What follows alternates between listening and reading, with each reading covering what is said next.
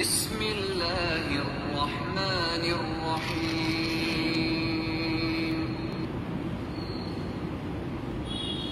الحمد لله أشهد أن لا إله إلا الله وحده لا شريك له وأشهد أن محمدا عبده ورسوله اللهم صل على محمد وعلى آل محمد كما صليت على إبراهيم وعلى آل إبراهيم إنك حميد مجيد اللهم بارك على محمد وعلى آل محمد كما باركت على إبراهيم وعلى آل إبراهيم إنك حميد مجيد أعوذ بالله من الشيطان الرجيم بسم الله الرحمن الرحيم والعصر إن الإنسان لفي خسر إلا الذين آمنوا وعملوا الصالحات وتواصوا بالحق وتواصوا بالصبر. ஏகனாகிய அல்லாஹுவை போற்றி புகழ்ந்தவனாக அவனால் எடுத்தறியப்பட்ட சைத்தான்களிலிருந்து பாதுகாவல் தேடியவனாக அந்த ஏகனுடைய நல்லொருள் நமது முஸ்தபா ரசூலே கரீம் ஸல்லல்லாஹு அலைஹி வஸல்லம் அவர்கள் மீது அவர்கள் விட்டு சென்ற இஸ்லாத்தை தன் உயிர் கொடுத்து காத்த சத்திய சகாபாக்கள் தாபீன்கள் தபோ தாபீன்கள் நல்லதை எடுத்துச் சொன்ன இமாம்கள் மீதும் குறிப்பாக இங்கே கூடி அமர்ந்திருக்கின்ற நம் அனைவர் மீதும் உண்டாவதாக.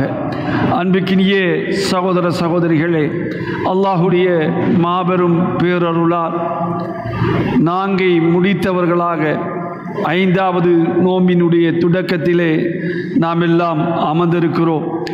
எல்லா புகழும் எல்லா புகழ்ச்சியும் அல்லாஹ் ஒருவனுக்கு அல்ஹம்துலில்லாஹி ரப்பில் ஆலமீன். ஏகனுடைய வற்றா பெருங்கருணையும் நல்லருளும் அமைதியும் சமாதானமும் உங்கள் மீதும் உங்கள் மனைவி மக்கள் மீதும் உங்கள் குடும்பத்தார் அனைவர் மீதும் இதை பார்த்து கொண்டிருக்கின்ற கேட்டுக்கொண்டிருக்கின்ற என் அன்பிக்கினிய சகோதர சகோதரிகள் அனைவர் மீதும் என்றென்றும் நின்று நிலவட்டுமாக என்ற பிரார்த்தனையோடு ஆரம்பம் செய்கிறேன். நாம் தொடர்ந்து பார்த்து வருகின்ற இரத்த சரித்திரம், இந்த வரலாற்றினுடைய பின்னணி ஆய்வுகளை நாம் தெரிந்து கொண்டு வருகிறோம். பல பகுதிகளாக இதை பிரித்து பார்ப்பதினால் சில காலம் வரலாற்றுடைய பிற்பகுதிகளை பார்க்க வேண்டிய கடமை நமக்கு இருக்கிறது என்பதை நேற்றே நான் உங்களுக்கு நினைவு கூர்ந்தேன்.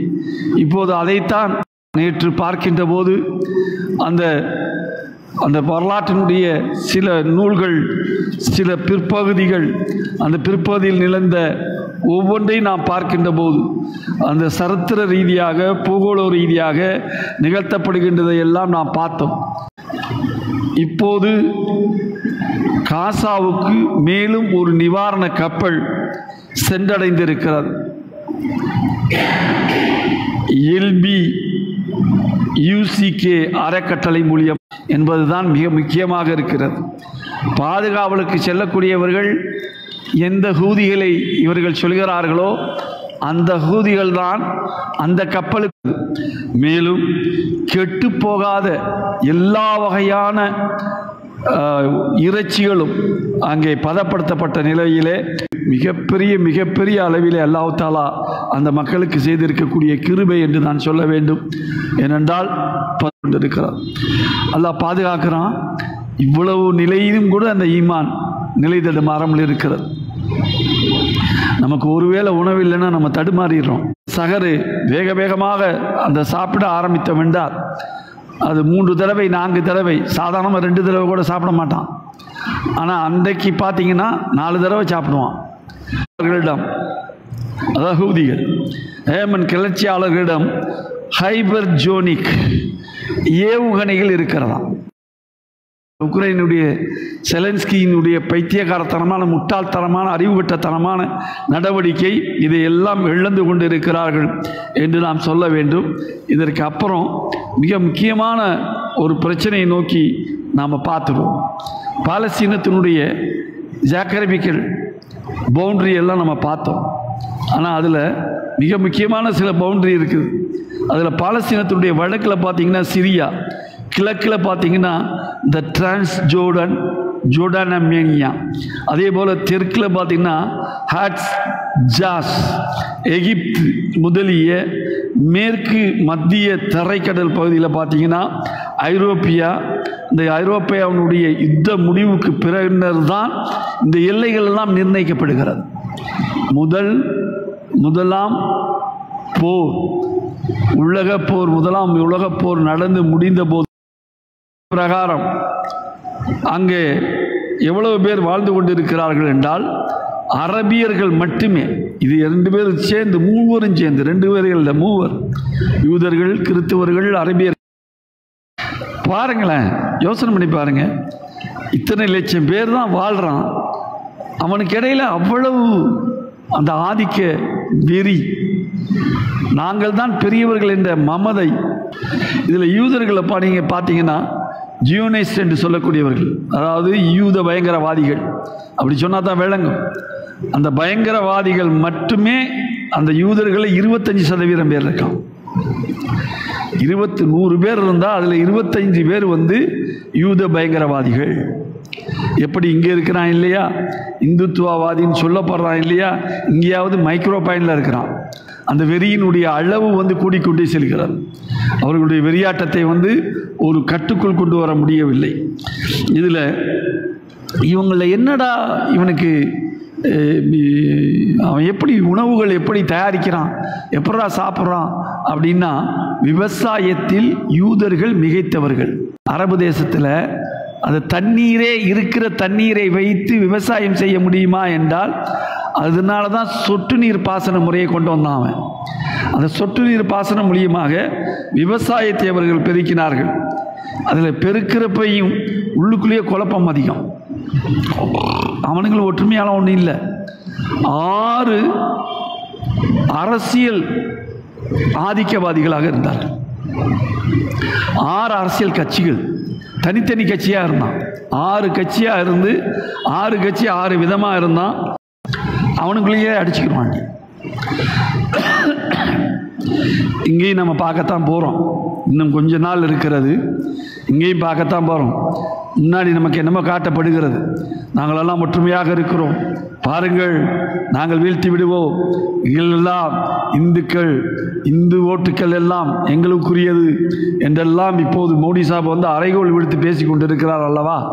அந்த அறைகோல் எல்லாம் வீழ்த்தப்படும். ஒரு கட்டத்திலே சாதிய மேலும் நீனா நானாங்கிற போட்டி போராமைகள் உள்ளுக்கு வரும். இதுதான் அங்கே ஆரம்பத்திலே வந்துருச்சு. ஆரம்பத்திலே 6 அரசியல் கட்சிகளாக மாறினார்கள். 6 கட்சிகளாக மாறி ஒத்தனுக்கு ஒத்தம் அடிச்சுக்கிட்டான். இதெல்லாம் நடந்தது. ஆனால் கொலை பண்ணுறதுங்கிறது யூதர்கள்ட்ட கைவந்த கலை. அவன் எதுக்கு எடுத்தாலும் கொள்ளுவான், யாரை வேண்டாலும் கொள்ளுவான், எப்படி வேண்டாலும் கொள்ளுவான்.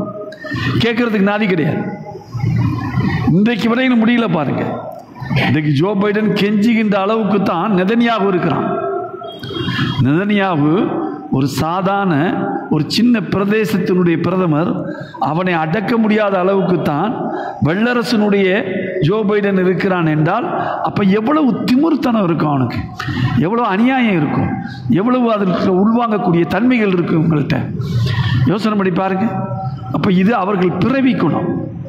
அவர்கள் பிறவியிலே இரத்தத்தோடு ஊறியது. அது இருந்ததுனால தான் அத்தனையும் நடக்குது. அதே மாதிரி நிறைய பேர் சொல்லுவாங்க, அரபியர்களை பற்றி சொல்கிறப்போ ட்ரைபிள்ஸ்மாங்க, நாடோடிகள். அரபியர்கள் அங்கே ஒரு இடத்திலே இல்லை, நாடோடித்தனமாகத்தான் இருந்தார்கள் அப்படிங்கிறத நிறைய வரலாற்று ஆசிரியர்கள் வெவ்வேறு விதமாக பதிவு செய்வான்.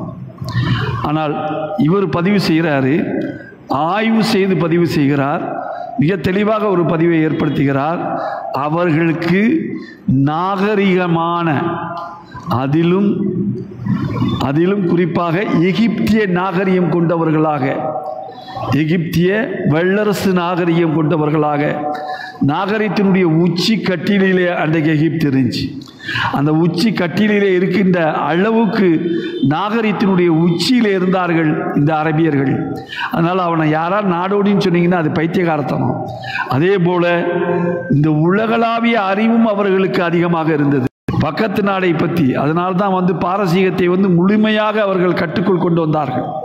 ஒரு கட்டத்தில் பாரசீகம் முழுமையாக கட்டுக்குள் வந்தது என்றால் அதற்கு காரணம் எதுவாக இருந்தது என்றால், அந்த எங்களை சுற்றி உள்ள பகுதிகளை முழுமையாக ஆய்வு செய்தார்கள். ஆய்வினுடைய விளைவுகளை நாம் பார்க்க முடிந்தது, நாம் பார்க்க முடிந்திருக்கிறது. அதே போல் இதில் அரபியர்களில் 5ல் 3 பங்கு, 5ல் 5 பேர் இருந்தானா அதில் 3 பேர் விவசாயத்தை மேற்கொண்டிருந்தார்கள். ஆனால் அவங்க விவசாயம் மேற்கொள்கிற அளவுக்கு அவர்கள் வாழ்ந்த பூமி இல்லை.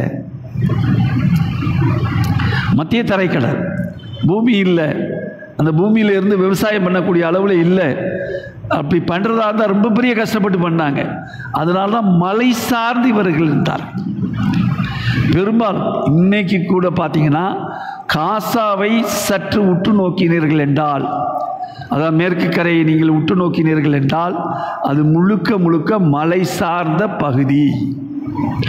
பாலஸ்தீன மலை சார்ந்த பகுதி கிடையாது. ஆனால் காசா மலை சார்ந்த பகுதி. காசாவையும் சேர்த்து தான் பாலஸ்தீனம். அதை ஞாபகத்தில் வச்சுக்கிறீங்க. மலை சார்ந்த பகுதி. அந்த மலையில் கிடைக்கக்கூடிய கனிவர்க்கங்கள் இருக்கு இல்லையா, அதில் என்னென்ன குறிப்பிட்டு சொல்ல வேண்டும் என்றால், ஆரஞ்சிலிருந்து அந்த அவர்களுக்கு தேவையான பொருட்கள் எல்லாமே அதிலிருந்து பெற்றுக்கொள்ள ஆரம்பித்தார்கள். ஆரஞ்சு, திராட்சை சிட்டிகளில் கொண்டு வந்து விற்பனை செய்வது, அந்த விற்பனை செய்யக்கூடிய தொழில்கள் மூலியமாக வியாபாரிகளாக இருந்தார்கள். வியாபாரிகளாக அதுவும் அந்த யூதர்களுடைய கண்ணை உறுத்தியது. என்னடா நம்மெல்லாம் விவசாயம் பண்ணி பிழைக்கிறோம், அண்டன்றைக்கு சாப்பாடுக்கு தின்னுக்கிட்டு இருக்கிறோம். இவன் என்னடான்னா சாப்பிட்றது மாத்திரம் இல்லை, விற்கிறது மாத்திரம் இல்லை, அதை பொருளாதாரத்தை சேமிக்கிற அளவுக்கு இவன் வந்து பன்மடங்கு முன்னேறிக்கிட்டு இருக்கானடா அப்படிங்கிறது தான். பொருளாதாரமும் இவர்களுடைய கண்ணை உறுத்தும். நம்மளுடைய பொருளாதாரம் தான் இவர்களுடைய கண்ணை உறுத்துகிறது. இப்போ என்ன சொல்லுவான், ஒரே வார்த்தையில் சொல்லுவான், பாய்மார்கள் நீங்களாம் பெரிய ஆளுக்கப்பா அப்படிமா. என்னடா பாய்மார்க்க பெரிய ஆளுக்கு, சோத்துக்கு லாட்டரி அடித்தா கூட சட்டை டிப்டாப்பாக வருவான். ஒரு பைசாக்கு சாப்பாடு இருக்காது, ஆனால் டிப்டாப்பாக வந்து நிற்பான். காரணம் சாப்பிட்ற சாப்பாட்டில் நிறைவு, சாப்பாட்டுக்கு அதிகப்படியாக கொடுக்கின்ற காசு. அதில் அல்லாஹ்வுடைய ரசூல் சொல்லிக்கொண்டே அந்த அற்புதமான ஹதீஸ். எப்படிப்பட்ட ஹதீஸ் இதில் இருக்குன்னு பார்த்தீங்கன்னா, அது அற்புதமான, ரொம்ப அற்புதமான ஹதீஸ். எதுடா ஆதமுடைய மகனே, எது உன்னுடையது? உன்னுடையது உன்னுடையதுங்கிறியடா, எதுடா உன்னுடையது? எது உன்னுடையது? எது உன் சாப்பாடு? எது உன்னுடையது சொல்லு பார்ப்போம். நீ உண்டு கழித்தாயே, நல்லா சாப்பிட்டுட்டு எல்லாத்தையும் கழிச்சியடா, அது உடையது. நீ உடுத்தி கிழித்தாயே, உனக்கு உடையதே கிடையாதுடா எதுவுமே அப்படின்னு அல்லாஹ்வுடைய ரசூல் அவர்கள் சொன்னார்கள்.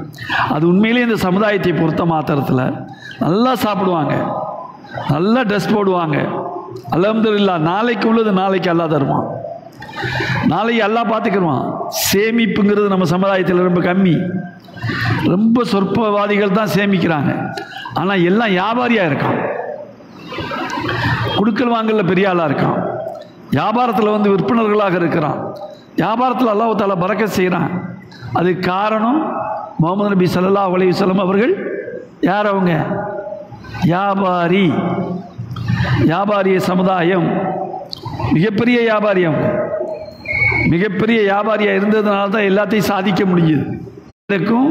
ஆனால் இரவு நல்ல சாப்பாடு சாப்பிட்டு தூங்கியிருக்க மாட்டாங்க. சொல்லலாம், நல்ல சாப்பாடு சாப்பிட மாட்டாங்க, எடுத்து சாப்பிடலாம் சாப்பிட மாட்டாங்க. ஏன்? தனக்குரியது மட்டும்தான் தனக்கு, அதை மற்றதை வாங்கிக்கிற மாட்டாங்க, மற்றதை பெற்றுக்கொள்ள மாட்டாங்க. அந்த மாதிரி ஒரு வாழ்க்கை. இன்றைக்கி ஒரு கவுன்சிலர் முதற்கொண்டு என்ன பண்ணுறாங்கிறது, என்ன அட்டகாசம் பண்ணுறாங்கிறத நம்ம பார்க்குறோம், நம்ம கண்ணு முன்னாடி நடந்துக்கிட்டு இருக்கு. ஆனால் அப்படிப்பட்ட ஒரு ரசூல், அப்படிப்பட்ட வாழ்க்கை, அந்த வாழ்க்கையை நமக்கு கற்றுத்தந்ததுனால தான் இன்றைக்கி நம்மளால் இந்த மக்களை பற்றி சிந்திக்க முடிகிறது. இந்த காசாவில் வாழக்கூடிய மக்களை பற்றி நம்மளால் சிந்திக்க முடிகிறது என்றால் அதுக்கு காரணம் என்ன? அவர்கள் தந்த ஈமான், அவர்கள் நமக்கு போட்டு தந்திருக்கக்கூடிய ஈமானிய வலு, அந்த வலுவினுடைய விளைவைத்தான் நம்ம எல்லாத்தையும் பார்த்துக்கிட்டு இருக்கிறோம். நிறைய சிந்திக்க வேண்டியது இருக்கிறது. அதே போல் பார்த்தீங்கன்னா இவனுங்க எல்லாருடைய நிலைமை எப்படி மாறுச்சுன்னு பாருங்கள். அதே போல் அரபியர்களில் 6 அரசியல் கட்சிகள் இருந்தது. அரபியர்களில் 6 அரசியல் கட்சி இருந்தது. இந்த 6 அரசியல் கட்சியும் 1935ஆம் ஆண்டு 1935ஆம் ஆண்டு வரையிலும் சிறுக சிறுக கட்சிகள் 6 கட்சிகள் சிதறுண்டு இருந்தார்கள். அந்த 6 கட்சிகளும் 1935 ஒன்று சேர்ந்தார்கள், ஒரே கட்சியாக மாறினார்கள். 1936க்கு முன் யூதர்களுடன் ஒரு மிகப்பெரிய ஒரு நட்பு இருந்தது. 36க்கு முன்னாடி வரையிலும் கூட அரபியர்கள் வந்து அவ்வளோ நேசமான மக்கள், பாசமான மக்கள். உதவி செஞ்சாங்கன்னா அவங்களுக்கு அப்படி உதவி செய்வாங்க. அப்படிப்பட்ட மக்கள் அவங்க. இன்றைக்கும் அரபியர்கள்ட்ட நீங்கள் இருக்கிற நற்குணங்கத்தை நீங்கள் பார்க்கலாம். நீங்கள் மதீனாவில் பார்த்தீங்கன்னா அற்புதமாக தெரியும். மதீனாவில் நீங்கள் சின்ன உதவி செய்யுங்க, உங்களை பார்த்தவொன்னு அவர்கள் அழைக்கக்கூடிய அந்த அன்பு, பாசம், நேசம். அந்த அரபியர்கள் கிட்ட ரொம்ப பாசமாக இருந்தானுங்க. இவனுங்க நேசம் காட்டினானுங்க. அவனுங்க பாசம் காட்டினது மோசம் பண்ண, இவங்க நேசம் காட்டினது உண்மையான நேசம். ஆனால் இதை அவர்கள் பயன்படுத்தினார்கள். பயன்படுத்துறது எந்த அளவுக்கு பயன்படுத்த போனாங்கிறதுக்கு பாருங்க. யூதர்கள் வந்து தங்கள் ஜாதியை சார்ந்தவர்கள், அதுலேயும் ஜீவனிசவாதிகள், அவங்க கடைகளில் மட்டும்தான் சாப்பிடுவாங்க. இது எங்கேயோ கேட்ட மாதிரி இல்லை. அவனுங்க கடையில் மட்டும்தான் அவன் சாப்பிடுவான், மற்ற கடையில் சாப்பிட மாட்டான், வேற எங்கேயும் போய் சாப்பிட மாட்டான். நம்ம கேட்டிருக்கோமா இல்லையாங்க? இந்துக்கள் இந்து கடைகளில் பொருட்களை வாங்குக, முஸ்லிம்களை புறக்கணிங்கள்.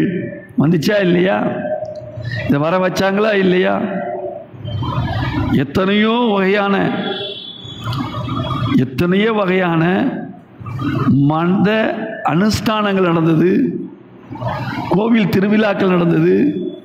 அந்த திருவிழாக்கள் நடக்காத பிரச்சனை ஒரு சாதாரண வாதாபி கொண்டான் என்று சொல்லக்கூடிய 2 ஜனாசாவை தூக்கிட்டு வந்து இதே மாமூரில் வச்சு தான் எல்லாமே கவனிட்டு கொண்டு போய் அடக்கணும். அப்போது நாங்கள் மாணவ இயக்கம் எதற்காக இதை ஞாபகம் சொல்கிறேன்னா, அப்போ இது வந்து இவர்கள் அத்தனை பேரிடமும் இது திட்டங்கள் ஒரே மாதிரி தான் இருக்குது. இவர்களை அழிக்க நினைத்தாலும் அவர்கள் 2 விஷயத்தை செய்வான்.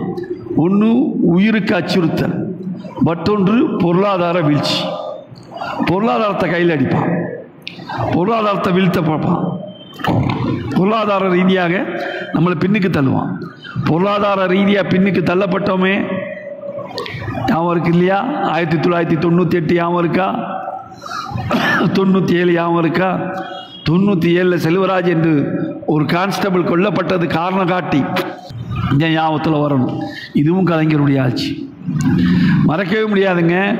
ஒவ்வொன்றும் வந்து அவருடைய நம்ம மு.க. ஸ்டாலினுடைய அப்பாருடைய ஆட்சியில் தான் இதெல்லாம் நடந்தது. இதையெல்லாம் நாம் இழந்தோம் என்பதையும் இந்த நேரத்தில் ஞாபகப்படுத்தணும். இது எல்லாம் இவர்களுக்கு அத்தனை பேருக்கு ஒரே திட்டமிடுதல் தான் இருக்கிறது. அந்த திட்டமிடுதல் என்பது முஸ்லிம்களை அழிக்க வேண்டுமென்றால், ஒழிக்க வேண்டுமென்றால் அவர்கள் மத்தியிலே ஊடுருவ வேண்டும், அவர்களுடைய பொருளாதாரத்தை வீழ்த்து. அதே போல தான் நடு ரோட்டில் விட்டு கட்டினானுங்க. 10 பைசா முறுக்கு, பள்ளிவாசல் நொறுக்கு, துளுக்கச்சியை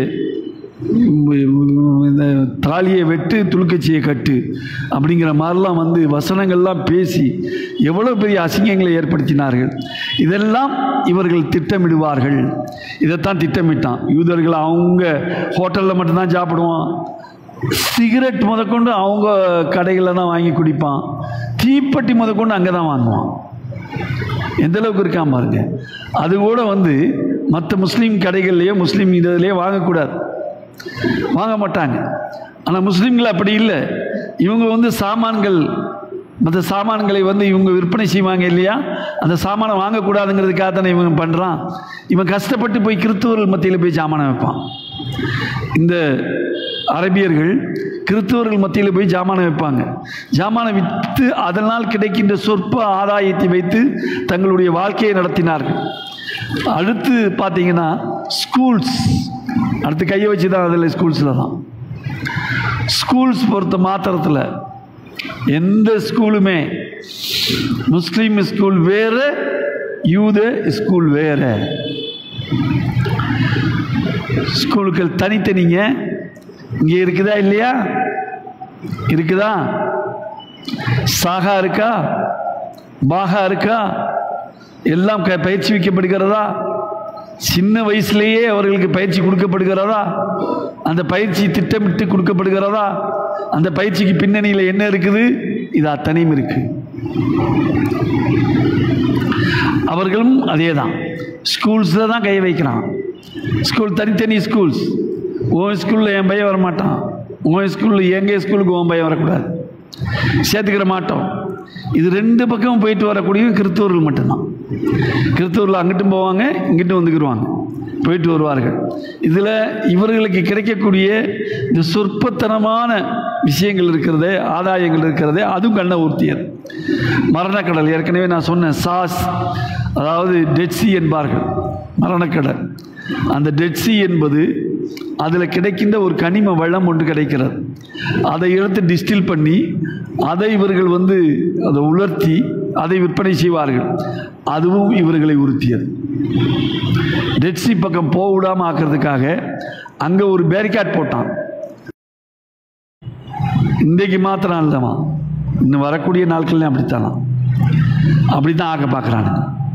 இன்றைக்கு பாலஸ்தீனத்தை ஆக்க நினைப்பது இவர்கள், அது ஜோ பைடனாக இருந்தாலும் சரி, எல்லோரும் நினைப்பது என்ன, பாலஸ்தீனம் என்பது எல்லாருக்கும் பொது, எல்லாருக்கும் பொதுவானது. நீனும் வரலாம், நானும் வரலாம், நானும் வரலாம், நீனும் வரலாம், எல்லாம் வரலாம். அது அரபியர்களுக்கு மட்டும் சொந்தமானது இல்லை, முஸ்லிம்களுக்கு மாத்திரம் சொந்தமானது அல்ல. அதை நோக்கித்தானங்க இந்த காசா போராட்டம். எதற்காக இந்த போராட்டம்? எதனால? எங்களுடைய நாடா இது, எங்களுடைய நாடு, இந்த நாட்டினுடைய உரிமை என்பது எங்களுக்குரியது. இந்த நாடு யாருக்காகவும் எதற்காகவும் நாங்கள் விட்டு கொடுக்க கொண்டிருக்கிறது இந்த யாவத்தில் வச்சுக்கிறீங்க. அதே போல கொஞ்சம் முன்னாடி போனோம்னா இந்த பாலஸ்தீனம் என்ற இந்த பகுதி எப்படிப்பட்டதாக இருந்திருக்கிறது என்பதை நம்ம பார்க்க வேண்டியதாக இருக்கு. அது ரொம்ப முற்காலத்தில், நான் சொல்வது கிறிஸ்து பிறப்பதற்கு முன்பு, எத்தியோப்பியல் படி, அந்த எத்தியோப்பியல் பிரகாரம் பார்த்தீங்கன்னா எத்தியோப்பியல்ஸ் வந்திருக்காங்க, அதே மாதிரி அசரீஸ் வந்திருக்காங்க, பாரசீஸ் வந்திருக்காங்க, மங்கோலியஸ் படையெடுப்பு நடந்திருக்கிறது. இதெல்லாம் ஒவ்வொரு காலகட்டத்தில் ஒவ்வொரு விதமான ஆதிக்க உணர்வு அங்கே மேலோங்கி இருந்திருக்கிறது. அதே போல கிமு கிறிஸ்து பிறப்பதற்கு 322 ஆண்டுகளுக்கு முன்பு அலெக்சாண்டருடைய படையெடுப்பு நடக்குது. அலெக்சாண்டருடைய படையெடுப்பில் பார்த்தீங்கன்னா அவரும் கூட, அலெக்சாண்டர் இங்கேருந்து படையெடுக்கிறார். எடுத்து போகிறது எதுக்குன்னா எகிப்தை அடிக்கிறதுக்கு. அது போகிற வழியில் அவர் ஸ்டாண்ட் பையாக இருக்கிறது எங்கே இருக்கிறார்னா, அது இருக்கிறது பாலஸ்தீனத்தில் இருக்கிறார். அலெக்சாண்டருக்கு பின்னாடி அலெக்சாண்டருடைய தளபதி, அதாவது டெலாமி, அவனுடைய ஆதிக்கத்தில் அது இருக்குது. அதற்கு பின்னாடி பார்த்தீங்கன்னா 63, அதாவது கிமு கிறிஸ்து பிறப்பதற்கு முன்பு 63 ரோமருடைய ஆதிக்கத்துக்கு கீழே வருது. அதாவது பாலஸ்தீன மக்கள் இந்த நேரத்தில் தான் புரட்சி செய்ய ஆரம்பித்தார்கள். அந்த 70 பார்த்தீங்கன்னா பாலஸ்தீனத்தையே தீக்கரையாக்கினார்கள் அன்றைக்கு இருந்த ஆதிக்கவாதிகள். பாலஸ்தீனம் ஒன்று இருந்தால் தானடா இதுக்கு போராடுவீங்க, இதை இல்லாமல் ஆக்கிட்டோம்னா நீங்கள் எப்படா போராடுவீங்க, உங்களுக்கு போராடுறதுக்கான எந்த விதமான வசதியும் இல்லாமல் ஆகிடும் இல்லையா? அப்போ நீங்கள் வீழ்த்தப்பட்டு விடுவீர்கள் அல்லவா? அப்போ வீழ்த்தப்பட்டு விட்டீர்கள் தான் நீங்கள் என்னடா செய்ய முடியும் அப்படிங்கிற ரீதியில் அந்த போராட்ட களம் சென்றது. யூதர்கள் தப்பிச்சு வெளிநாட்டுக்கு ஓடிட்டான். எது தன்னுடைய சொந்த நாடுன்னு சொன்னானோ, நாடற்றவர்கள் அவன் சொந்த நாடுன்னு சொன்னானோ, அந்த ஜெருசலத்தை தீக்கரையாக்கின உடனே பில்டிங்ஸ் எல்லாம் எரிச்சு நாசமாக்கிட்டானுங்க. எகிப்தியர்கள் சுத்தமாக நாசமாக்கின உடனே இவனுங்க தப்பிச்சு ஓட ஆரம்பிச்சிட்டானுங்க. வெளிநாடுகள் ஒவ்வொரு நாடாக போய் தங்க ஆரம்பித்தான். அது நாடற்றவர்கள் என்று சொல்வது இதுதான். இதில் குர்ஆனும் இதை தெளிவாக சொல்லி காட்டுகிறது. நாடற்றவர்களாக வாழ்ந்தார்கள். நாடற்றவர்கள். இவன் எனக்குள்ள நாடுன்னே சொல்ல மாட்டான். தன்னை தொடாதம்மா, தீட்டுமா எல்லாம் சொல்லுவான். இங்கே உள்ளவனும் தீட்டுமா, இவனும் தீட்டுமா, எல்லாமே ஒரே சாதி மக்கள் தான். கிறிஸ்து பிறந்த பின்பு அரபியர்களுடைய ஆட்சி இங்கே நடைபெற ஆரம்பிக்குது.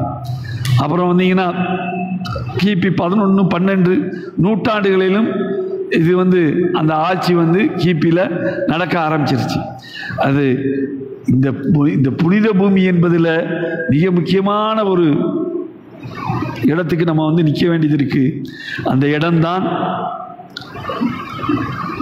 எப்படி மஸ்ஜிதுல் அக்ஸா உருவானது. மஸ்ஜித் அக்ஸாவை உருவாக்கியது யார், அந்த அக்ஸாவுடைய பின்னணி என்ன என்பதையெல்லாம் நாம் பார்ப்பதற்கு முன்பு அந்த ஜெருசலத்தை தங்களுடைய வழிபாட்டு ஸ்தலமாக மாற்ற வேண்டும் என்பதற்காக கிறிஸ்தவர்கள் இந்த குருசேடஸ் என்று சொல்வார்கள், சிலுவை யுத்தம். சிலுவை யுத்த காரணத்தை இவர்கள் கொண்டு வருகிறார்கள். இது பல காலங்கள் முஸ்லிம்களிடமும் சில காலங்கள் கிறிஸ்தவர்களிடம் மாறி மாறி இருக்குது. அதே போல கிறிஸ்து பிறந்த பின்பு 16-15 ஆண்டுகளில் துருக்கியருடைய ஆதிக்கம், அங்கே வல்லாதிக்கம் ஏற்படுகிறது. துருக்கி லாஸ்ட் கலீஃபா இருந்த இடம் நான் சொன்னேன், அது வல்லாதிக்கம். 1914 ஆண்டு ஐரோப்பியாவில் ஒரு மாபெரும் யுத்தம் தொடங்கும் காலம் வரை 1914, அதாவது முதலாம் உலகப் போர் என்று சொல்லக்கூடிய யுத்தம் தொடங்கும் காலம் வரை துருக்கியே அங்கே செல்வாக்கு செலுத்தி கொண்டிருந்தது. பின்பு பிரிட்டிஷார் 1998 ஆண்டு செப்டம்பர் மாதத்தில் பாலஸ்தீனம் முழுவதையும் தனது வசமாக்கி கொண்டார்கள். அவர்கள் எப்போது தங்கள் வசம் கொண்டு வந்தார்களோ அப்போதுதான் பிரச்சனை வெளுக்க ஆரம்பித்தது. அவர்கள் தங்கள் வசம் கொண்டு வருகின்ற போது டெல் அவிவ் என்று சொல்லக்கூடிய, அதாவது இன்றைக்கு ஜெருசலத்தினுடைய, அதாவது தலைநகரம், இஸ்ரேலுடைய தலைநகரத்திலே அன்றைக்கு இருந்த மக்கள் தொகை 1,00,000 பேர் இருந்தான். 1,00,000 பேர் அந்த மக்கள் தொகை. அதே போல் ஜெருசலத்தில் இருந்தானுங்க. ஜெருசலத்தில் பார்த்தீங்கன்னா 90,526 பேர் இருந்தான். நாசரத்தில் இருந்தான் 74,000 பேர் இருந்தான். ஜஃபாவில் 51,000 பேர் இருந்தான். ஹைஃபாவில் 50,000 பேர் இருந்தான். காசாவில் அன்றைக்கு இருந்தது, நான் சொல்வது அன்றைய காலகட்டத்தில் இருந்தது 17,500 பேர் தான். அதே போல் நபூஸ் இருந்து அப்படியே லைனாக குறைஞ்சி கூடி வருது. இவ்வளவு பேர் தான் இருந்திருக்கிறானுங்க. இத்தனை அட்டுழியங்களும் இதெல்லாம் நிகழ்ந்து கொண்டு இருக்கிறது.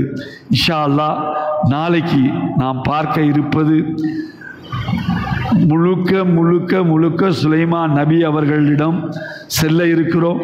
சுலைமான் நபி அவர்கள் எப்படி மஸ்ஜித் அக்ஸாவை வடிவமைத்தார்கள், கட்டியமைத்தார்கள், அதை எப்படி கொண்டு வந்தார்கள், அதற்கு எப்படியெல்லாம் நாம் சொல்லக்கூடிய மனிதர்களிலும் ஜின்களிலும், அதாவது ஜின்களிலும் அவர்கள் சிந்திக்கக்கூடியவர்கள் இருக்கிறார்கள் அல்லவா, சிந்தனை செய்யக்கூடிய ஜின்கள் இருக்கிறது அல்லவா, வேறு யாருக்கும் இல்லை அப்படிங்கிறத குரானை சொல்லி காட்டுது.